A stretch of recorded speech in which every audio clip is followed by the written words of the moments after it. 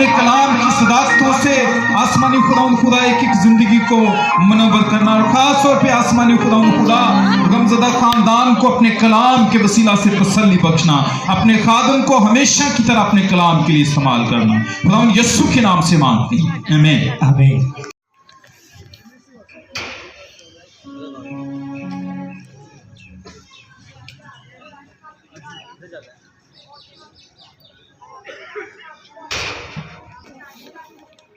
मसीह खुदावंद में आप सबको सलाम। हर उस दिन हर उस शाम के लिए हम खुदावंद की शुक्रगुजारी करते हैं जो वो अपने लोगों को बख्शता है। खुदावंद की निगाह में उसके मुकद्दसों की मौत ग्रां कर है। बाइबल मुकद्दस कहती है खुदावंद की निगाह में उसके मुकद्दसों की मौत ग्रां कर है। नेक नामी बेश बहा अतर से और मरने का दिन पैदा होने के दिन से बेहतर है। सब बोलेंगे नेक नामी बेश बहा अतर से, जोर से सब बोलेंगे, और मरने का दिन पैदा होने के दिन से बेहतर है। सब बोलेंगे बेहतर है। बाइबल मुकद्दस जहां पर हमें निजात, जहां पर हमें बरकत, जहां पर हमें आसमानी बरकत, जहां पर हमें जमीनी बरकत के बारे में सिखाती है, वहां पर वो हमें इस जमीन पर हमारी जिंदगी, मौत और आने वाली जिंदगी के बारे में भी सिखाती है। बाइबल मुकद्दस जहां पर हमें ये बताती है कि हमें जमीन पर माशी जिंदगी कैसी गुजारनी है, वहां पर हमें रूहानी जिंदगी के बारे में भी सिखाती है। जहां पर वो मुझे और आपको ये तालीम देती है कि हमें अपनी रिलेशनशिप में कैसे रहना है, वो वहां पर ये भी सिखाता है कि हमें खुदा के साथ अपना ताल्लुक कैसे रखना है। हमें मैं चाहूंगा आइए चंद लम्हे सम्राट एक आधे मिनट के लिए हम सब अपने कदमों पर खड़े होंगे और कलाम को पढ़ेंगे। सब अपने कदमों पर खड़े होंगे, बुजुर्ग, बूढ़े, बच्चे, बहने, भाई, बुजुर्ग, औरतें, सब अपने कदमों पर खड़े होंगे और अपनी आंखों को बंद कर लेंगे। थोड़ी देर के लिए अपनी आंखों को बंद कर लेंगे। कोई भी बात नहीं करेगा, ना एक दूसरे से, ना इंतजामिया से, बिल्कुल खामोशी के साथ अपनी आंखें बंद कर लेंगे और अपने खाल की हकीकी की तरफ अपना ध्यान लगाएंगे थोड़ी देर के लिए। और जो आयत मैं आपके सामने पढ़ूंगा, मैं आपसे इल्तिमास करूंगा कि उस आयत को आप भी मेरे साथ मेरे पीछे पढ़िएगा और अपने दिल के ऊपर राइट हैंड रख कर पढ़िएगा। खुदा के पाक कलाम में पढ़ने जा रहा हूं कुरिन्थियों की कलीसिया के नाम पौलुस रसूल का खत, उसका 15वां बाब और उसकी 26वीं आयत। सब मेरे पीछे बोलिएगा। सबसे पिछला दुश्मन, आप लोगों की आवाज नहीं आई, फिर से, सबसे पिछला दुश्मन जो नेस्त किया जाएगा वो मौत है। फिर बोलिए सबसे पिछला दुश्मन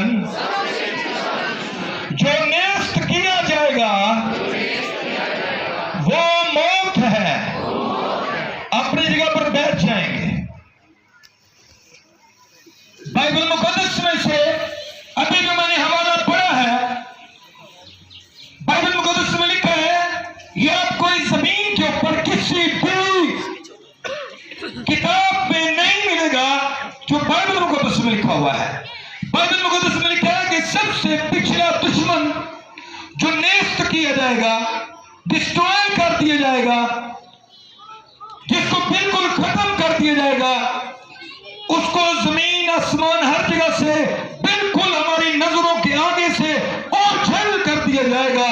और वो क्या है? वो है मौत।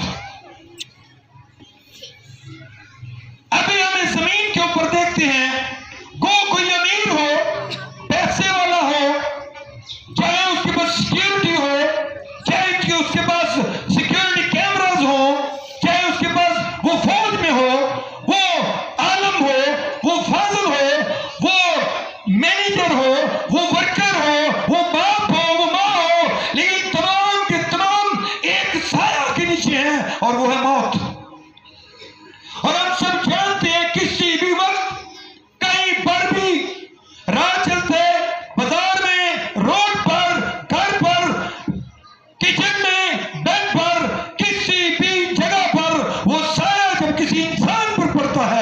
तो इंसान इस जमीन पर से इंतकाल कर जाता है। लेकिन बाइबल मुकद्दस हमें यह सिखाती है कि सबसे पिछला दुश्मन जो मौत है, उसे कोई हमारा खुदा यीशु मसीह नासरी डिस्ट्रॉय कर देगा। आमीन। सब बोलेंगे हालेलुया।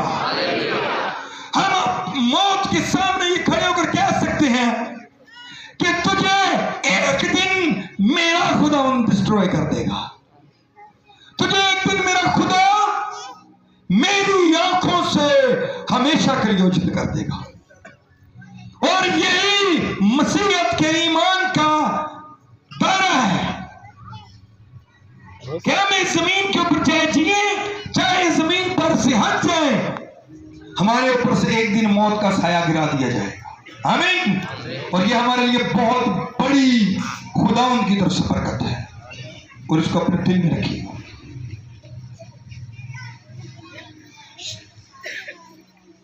मिसेस सादक,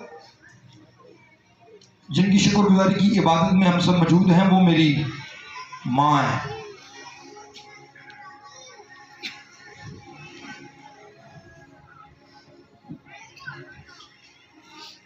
इस जमीन पर जब खुदा ने जमीन और आसमान सबको बनाया, तो बाइबल मुकद्दस में लिखा है आदम खुश था, हवा खुश थी, तमाम तर जो निजाम बनाया गया वो बड़ा प्यारा था। उसे खुदा ने आदम और हवा को बनाने के बाद कहा बहुत खूबसूरत है, अच्छा है। लेकिन वो तब खराब हुआ जब इस जमीन के ऊपर गुनाह आया। क्या आया? गुनाह आया।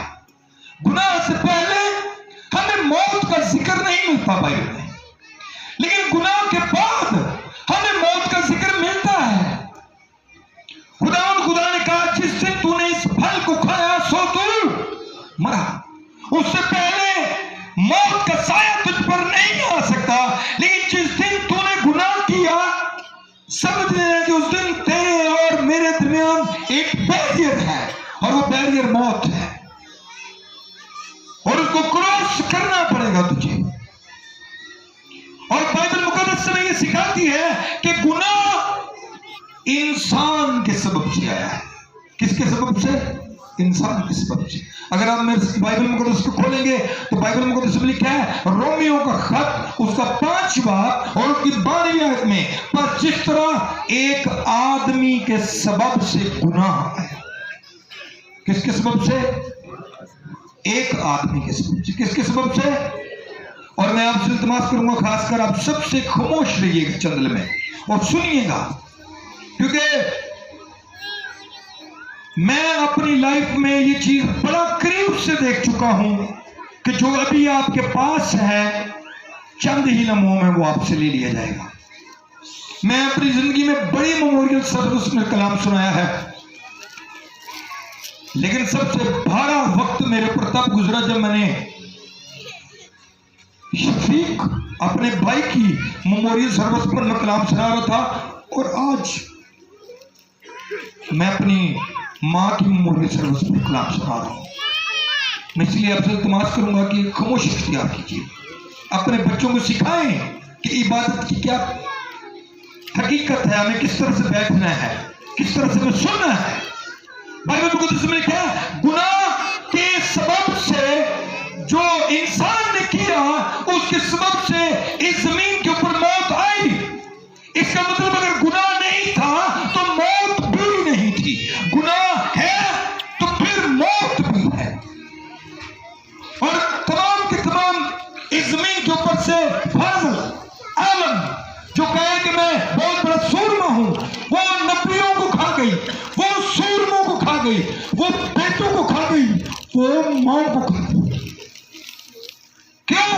इसलिए कि इंसान की जिंदगी में गुनाह है, और गुनाह की मजदूरी मौत है। बाइबल मुकद्दस से कहती है। अगर हम बाइबल मुकद्दस को पढ़े रोमियो का खत 6 बाब 23 तो लिखा है गुनाह की मजदूरी मौत है। और ये कोट किया गया है हिस्कियल की किताब उसका 18 बाब और उसकी 4 आयत में, जो जान गुनाह करेगी वही मरेगी। सब बोलेंगे जो जान गुनाह करेगी वो मरेगी।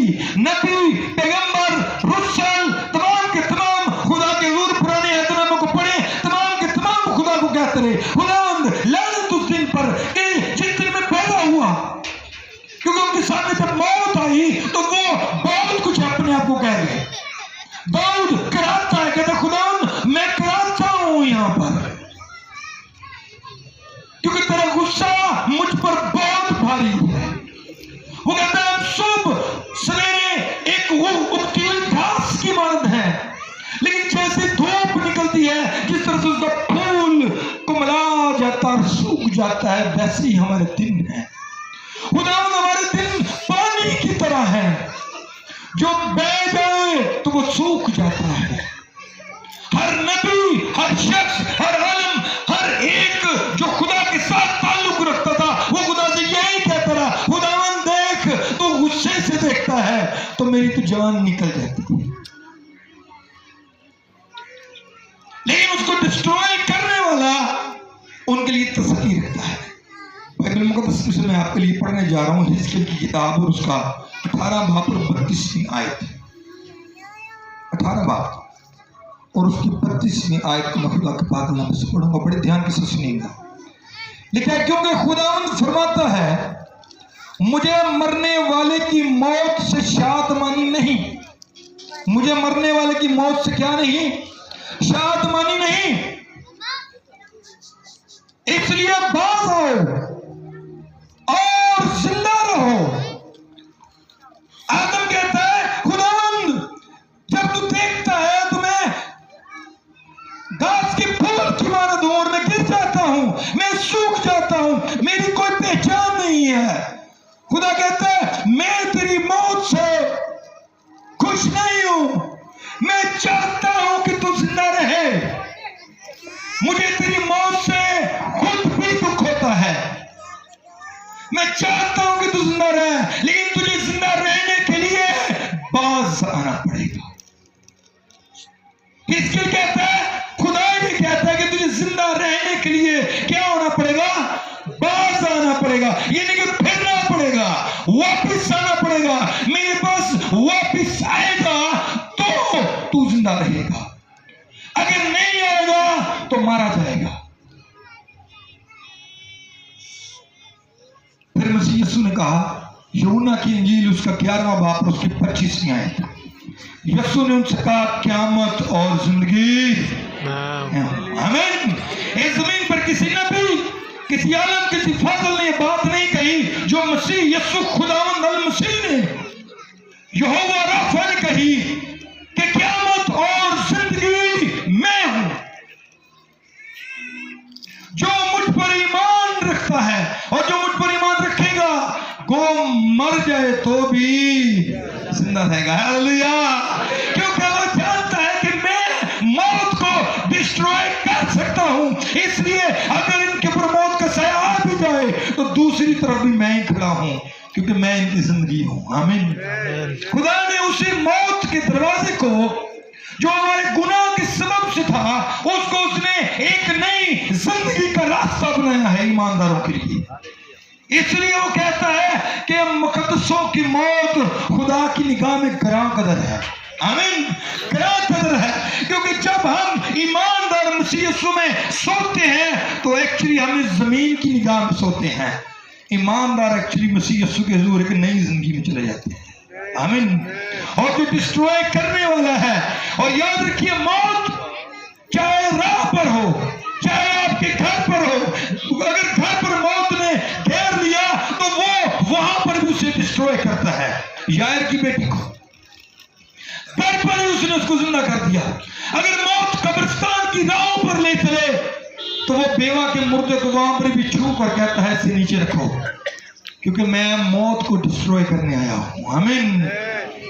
और अगर मौत कब्र के अंदर भी ले जाए तो 4 दिन के बाद वो कहता है इस पत्थर को उठाओ, क्योंकि मैं मौत को डिस्ट्रॉय करने आया हूं, इसको मैं खत्म करने आया हूं।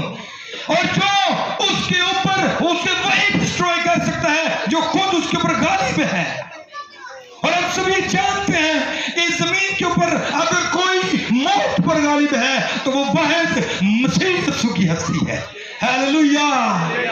लेकिन वो हस्ती तो है, लेकिन अगर मेरा उसके ऊपर ईमान नहीं तो वो चाहे मौत पर गालिब है, मैं नहीं। मुझे उसके ऊपर ईमान रखना होगा ताकि मैं मौत के ऊपर गलबा पाऊं। आमीन। बाइबल मुकद्दस में से मैं पढ़ने जा रहा हूं रोमियो का खत, उसका 6वां बाब। बड़े ध्यान के साथ सुनिएगा आप सबके लिए।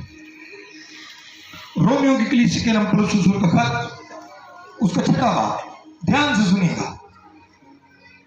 बाइबल मुकद्दस में लिखा है, हम जो गुनाह के एतबार से मर गए, हम जो गुनाह के एतबार से मर गए क्योंकि उसमें आइंदा कुछ जिंदगी गुजारे। क्या तुम नहीं जानते कि हम जितनों ने मसीह यीशु में शामिल होने का बपतिस्मा लिया तो उसकी मौत में शामिल होने का बपतिस्मा लिया। आमीन। हम जितनों ने बपतिस्मा लिया, हमने मसीह यीशु की मौत में शामिल होने का बपतिस्मा लिया। फिर आगे लिखा है, तो उसकी मौत में शामिल होने का बपतिस्मा लिया। बस मौत में शामिल होने के बपतिस्मा के वसीला से उसके साथ दफन हुए, ताकि जिस तरह मसीह यीशु बाप के जलाल के वसीला से मुर्दों में से जलाया गया, उसी तरह हम भी नई जिंदगी में चलेंगे। आमीन, हालेलुया। लेकिन बाइबल मुकद्दस ये कहती है, जितनों ने मसीह यीशु को कबूल किया और बपतिस्मा लिया, उनके बारे में वो कहती है कि जो मसीह यीशु में मुँह है, जिस तरह मसीह यीशु जिंदा किया गया और वो आसमान पर चला गया, वो लोग भी जो मसीह यीशु में हैं वो जिंदा किए जाएंगे और आसमान पर उठा लिए जाएंगे। आमीन। लेकिन जिन्होंने उसको कबूल नहीं किया और बपतिस्मा नहीं दिया, जिंदा वो भी किए जाएंगे, लेकिन मुसीबत के लिए। किसके लिए? मुसीबत के लिए। बाइबल मुकद्दस को मैं पढ़ने जा रहा हूं, यूहन्ना रसूल की इंजील उसका 5वां बाब। बड़ी खूबसूरत आयत है, यूहन्ना रसूल की इंजील उसका 5वां बाब और उसकी 26वीं आयत को लिखा है, क्योंकि जिस तरह बाप अपने आप में जिंदगी रखता है, उसी तरह उसने बेटे को भी ये बख्शा कि वो अपने आप में जिंदगी रखे, बल्कि उसे अदालत करने का भी इख्तियार बख्शा, इसलिए कि वो आदमजाद है। इससे ताज्जुब ना करो, क्योंकि वो वक्त आता है जितने कब्रों में हैं उसकी आवाज सुनकर निकलेंगे। हालेलुया। जितने लोग उस पर ईमान रखते हैं, बाइबल कहती है कि वो उसकी आवाज सुनकर अपनी कब्रों में से निकलेंगे। जिन्होंने नेकी की है वो जिंदगी की क़यामत के वास्ते, और जिन्होंने बदी की है सजा की क़यामत के वास्ते। एक दिन मेरे यीशु, आज हम दुख में जरूर है वक्ती जुदाई के सबब से, लेकिन एक दिन मेरा यीशु खुदावंद रब्बुल फज यीशु मसीह नासरी, जिसने मौत पर गलबा पाया, वो एक दिन मौत के तमाम दीवारों को और कब्र की तमाम तर बंधनों को तोड़ेगा। जिस तरह से उसने लाजर को आवाज दी, लाजर बाहर आ, एक दिन वो हम सबको आवाज देगा, और जितने इस जमीन पर सोए हुए होंगे वो उठकर उसके पास जिंदगी की क़यामत के लिए चले जाएंगे। आमीन।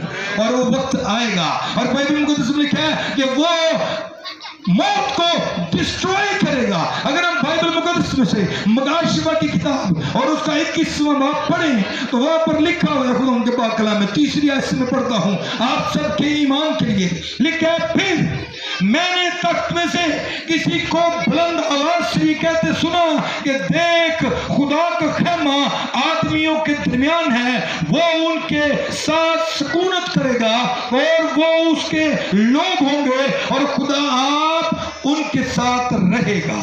वो खुदा होगा और वो उनकी आंखों के सब आंसू पूंछ देगा। आमीन। सब आंसू, चाहे वो हमें मौत के सबब से आए हों, चाहे जुदाई के सबब से आए हों, चाहे बीमारी के सबब से आए हों, एक दिन यीशु जब वो मौत को डिस्ट्रॉय करेगा, वो तमाम लोगों के आंसू पूंछ देगा। इसके बाद ना मौत रहेगी। हालेलुया। इसके बाद क्या नहीं रहेगी? मौत नहीं रहेगी, क्योंकि हमने पढ़ा है कि एक दिन वो सबसे पिछला दुश्मन, हमारा जो आखिरी दुश्मन है, बड़ा दुश्मन है, वो मौत है, और वो मौत ही को डिस्ट्रॉय कर देगा। लेकिन उनके लिए जो उसके ऊपर ईमान रखते हैं, लिखा ना मौत रहेगी ना मातम रहेगा। आज हम इस जमीन के ऊपर मातम करते हैं, रोते हैं, आज हम इस जमीन के ऊपर अपने प्यारों के लिए आंसू बहाते हैं, लेकिन एक दिन आएगा कि मेरा मसीह यीशु हम सब के लिए लिए मौत को, गुनाह को, वो हर एक चीज को डिस्ट्रॉय करके हमें फिर से अपने हजूर अपने जैसा बना लेगा। आमीन। जिस तरह से वो जिंदा है हम भी उसके पास जिंदा रहेंगे। बाइबल मुकद्दस में लिखा है वो आंसू पूछ देगा, इसके बाद ना मौत रहेगी, ना मातम रहेगा, ना हो नाला, ना दर्द। पहली चीजें जाती रही, देखो वो सबको नया बना देगा। आमीन। ऐसी वर्डिंग यीशु मसीह नासरी के अलावा किसी भी माई के लाल ने नहीं की जो यीशु ने कहा है, क्योंकि वो जिंदा खुदा है और वो जो कहता है बाइबल में लिखा है उसकी जुबान पर छल नहीं, वो झूठ नहीं बोलता, वो सच सच कहता है। आज हम अगर दुख में हैं तो मेरे भाइयों, मेरी बहनों, मेरे तमाम रिश्तेदारों, क़रीब इस बात को अपने दिल में रख लीजिए कि एक दिन जो हमारे प्यारे हमसे छूट गए हैं, हम सब खुदा के हुजूर जिंदगी की क़यामत के लिए एक जगह पर सफेद जामे लिए हुए खड़े होंगे वहां पर। आमीन। सब कहेंगे हालेलुया, कहेंगे खुदा हम तेरे शुक्रगुजार हैं। सब बोले कहेंगे खुदा हम तेरे शुक्रगुजार हैं। ऐ यीशु हम तुझ पर यकीन रखते हैं कि तू हमें जिंदगी देगा। आइए अपनी आंखें बंद करेंगे और दुआ करना शुरू करेंगे। सब थोड़ी देर के लिए दुआ करना शुरू करेंगे और मैं चाहूंगा खुदा के लोग अपने हाथों को बुलंद करके दुआ करना शुरू करें। यहाँ पर जितने खुदा के लोग हैं, जितने मसीह यीशु पर ईमान रखते हैं, वो अपने हाथों को उठाकर दुआ करना शुरू करें कि यीशु हम तेरे शुक्रगुजार हैं कि तू हमारे लिए मौत को नेस्त करेगा, डिस्ट्रॉय कर देगा और हम जिंदगी पाएंगे और कसरत की जिंदगी पाएंगे। Praise hallelujah, hallelujah, hallelujah. Praise God, hallelujah, hallelujah. ज़बूर 119 में लिखा है, उस कलाम के मुताबिक जो तूने अपने बंदा से किया, तेरी शफकत मेरी तसल्ली का बाइस हो। Praise God, hallelujah. कलाम हक की शुक्रगुजारी के लिए दुआ करेंगे। हमारे दरमियान पास्टर प्रवेश करीम है, मैं उन्हें दावत दूंगा कि वो आएं और आज के जिंदा कलाम के लिए जो हमारे लिए तसल्ली का बाइस है, शुक्रगुजारी की दुआ करेंगे। आइए हम अपने सर खुदा के हजूर में झुकाएं। खुदा अजीम खुदा है, हमें अपने कलाम के वसीला से बरकत देता है। ऐ बाप आसमानी, हम दिल की गहराइयों से तेरा शुक्र करते हैं कि तूने कब्र मौत पर फतह पाई है। खुदा तूने हमें जिंदगी की राह दिखाई। ऐ पाक खुदा, इस अजीम खुशी के लिए हमारा दिल शुक्रगुजारी से भरा है कि तूने हमारे लिए खुदा पाक खुदा दोज़ख के दरवाज़ों को बंद कर दिया और फरदौस के दरवाज़ों को हमारे लिए खोल दिया है, ताकि हम तुझ पर ईमान लाकर तुझ में राहत और चैन पाएं और तुझ में ही हमेशा जिंदगी गुजारें। सोए पाक खुदा, आज हम तेरे कलाम के लिए शुक्र गुजारी करते हैं कि तूने हम पर बड़ा फजल किया है, रहम किया है, तरस खाया और हमें मौत के जंगलों से छुड़ा दिया है। इसके लिए हमारा दिल शुक्रगुजारी से भरा है। आए पाक खुदा, तेरे बंदा के लिए भी शुक्रगुजारी करता हूँ जिसके वसीला से तू हमारे साथ बोला और कलाम किया, ताकि हम जाने कि हम जिंदगी की राह पर चल रहे हैं। खुदा तेरा शुक्र हो, तेरी तारीफ हो। ऐ पाक खुदा, तेरे बंदा के लिए और तुझसे बरकत, हिकमत और दिनाई चाहते हैं, ताकि तेरे और मुकाशफात को अपने लोगों के साथ खुदा शेयर करता रहे और तेरे यीशु नाम को जलाल मिलता रहे। ऐ पाक खुदा, जितनी जानों ने आज तेरे कलाम को सुना, इनके दिलों में घर कर जाए और ऐ पाक खुदा ये 100% फल में खुशी करे और शादमानी करे, क्योंकि हमारे खुदा यीशु मसीह ने कब्र मौत पर फतह पाई है। हालेलुया। रहम कर बख्श यीशु, तेरे जलाली बाबरकत नाम में ये दुआ मांगते हैं, आमीन आमीन। अब मैं भाई सुमेर को स्टेज पर बुलाऊंगा कि वो अपनी मदर के हवाले से हालात ज़िंदगी पेश करेंगे।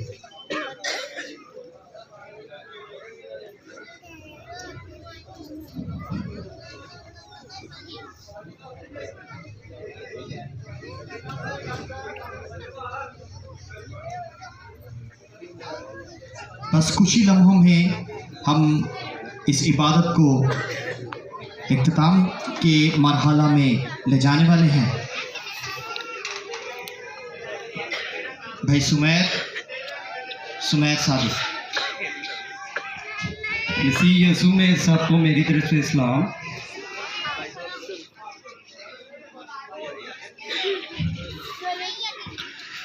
मैं अपनी वालदा के बारे में कुछ बातें शेयर करना चाह रहा हूँ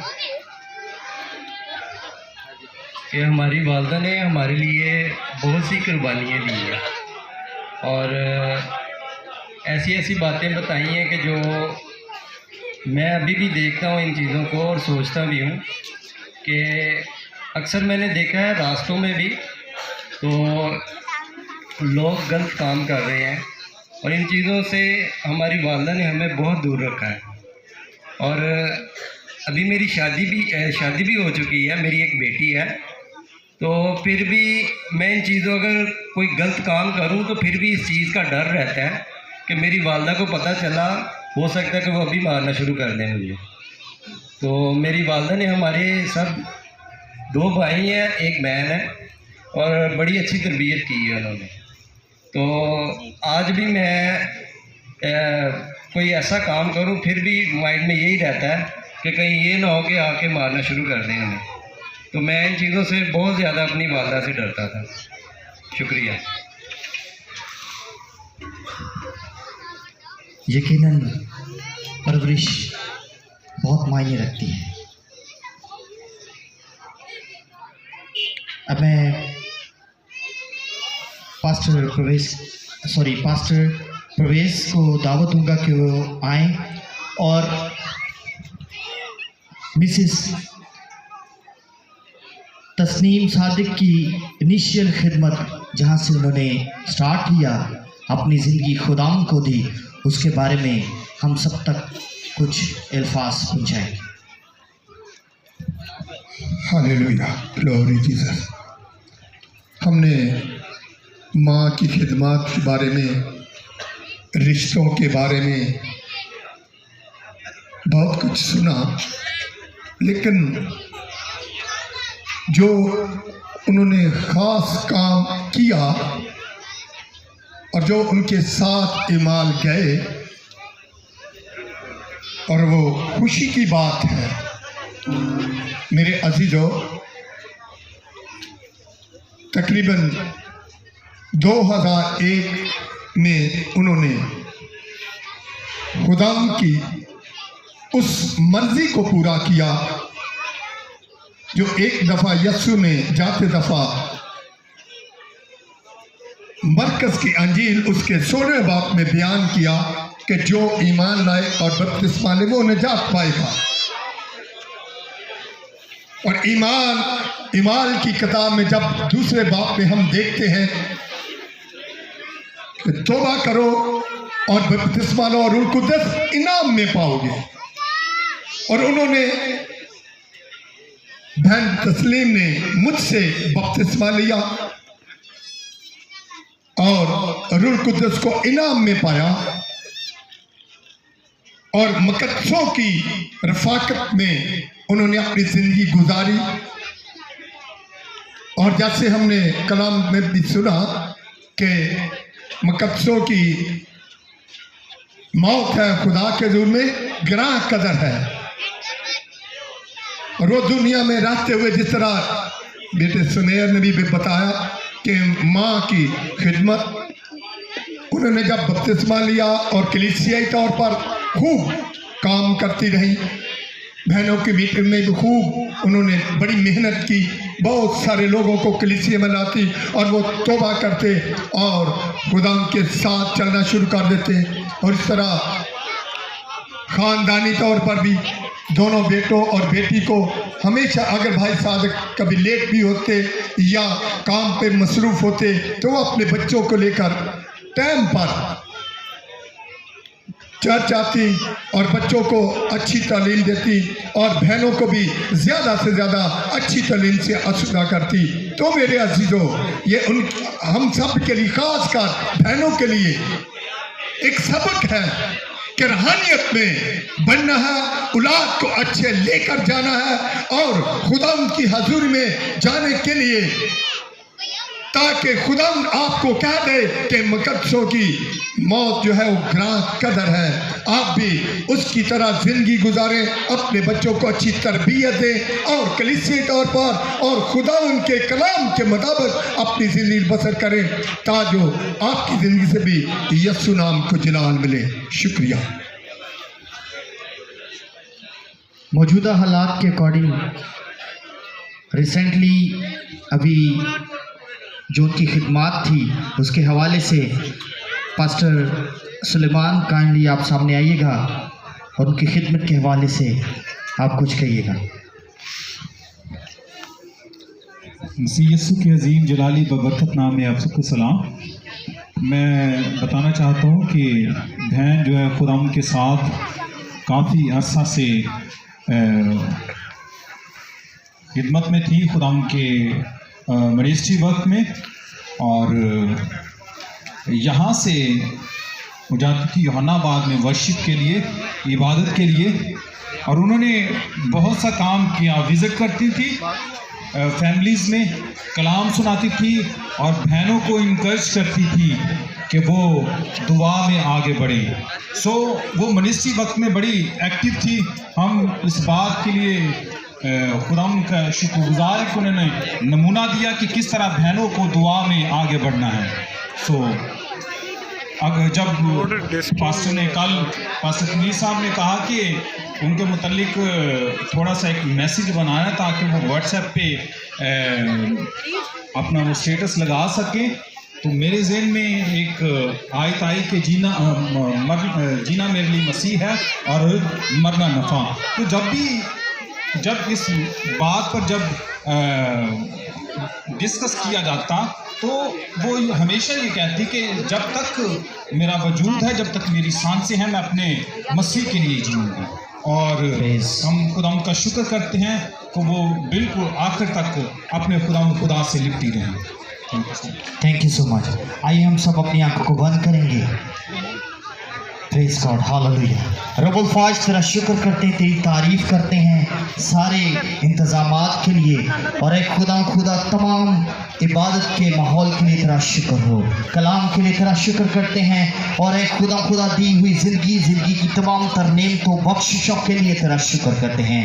ये सभी कुछ मांगते हैं तेरे जलाली कवि और पवित्र नाम से, जिसने हमें ये कहना सिखाया, आए हमारे बाप तू जो आसमान पर है, तेरा नाम पाक माना जाए, तेरी बादशाह है, तेरी मर्जी जैसी आसमान पर पूरी होती है ज़मीन पर भी हो। हमारे रोज़ की रोटी आज हमें बख्श, और जिस तरह हमने अपनी कर्ज माफ़ किया है तुम्हारे कर्ज में माफ़ कर, हमें आजमाइश में ना ला बल्कि हमें बुराई से बचा, क्योंकि बादशाह, कुदरत और जलाल हमेशा तेरा ही है। आमीन। बरकत के कलमात के लिए पास्टर मरकस।